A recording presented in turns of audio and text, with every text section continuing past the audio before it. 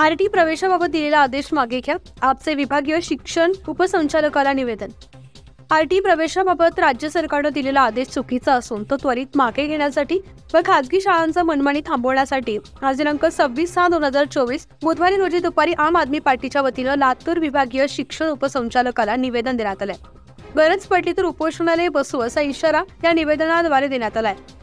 यावेळी आपचे जिल्हाध्यक्ष अश्विनी नलबले, जिल्हा संघटक आकाश मोठेराव, जिल्हा संघटक अमित पांडे, जिल्हा संघटक ओमकार गोटेकर, जिल्हा सहसचिव आकाश कांबळे, अमित राजे, अश्रुबा नरसिंगे, संदीप बनसोडे, पिराजी गायकवाड, विजय गायकवाड, प्रेम दणसार, अमर सतार, श्रीनिवास कांबळे आदी पदाधिकारी व कार्यकर्ते मोठ्या संख्येने उपस्थित होते। आरटी प्रवेशाबद्दल राज्य शासनाने एक चुकीचा आदेश काढलेला आहे। या आदेशाला कोर्टाने ऑलरेडी स्थगिती दिलेली असतानाही राज्य शासनाने हा आदेश मागे घेऊन प्रवेश प्रक्रिया अजून काही सुरू केलेली नाही। त्यामुळे 2.5 लाख पालक व विद्यार्थी हे आजही प्रतिष्ठित आहेत। तात्पुरत्या स्वरूपात ज्यांनी ऍडमिशन घेतलेले आहे त्यांना खासगी शाळा सक्तीचे शुल्क वसुली करत आहेत, तर ही शुल्क वसुली तातडीने त्यांनी थांबावी।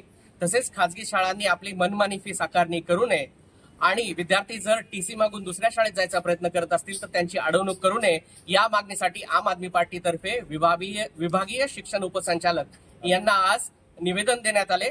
या शिक्षण विभागाकडून तातडीने आदेश न निघाल्यास आम आदमी पार्टी तीव्र आंदोलन करेल, याची नोंद घ्या। न्यूज 15 मराठीसाठी असलम शेख, लातूर।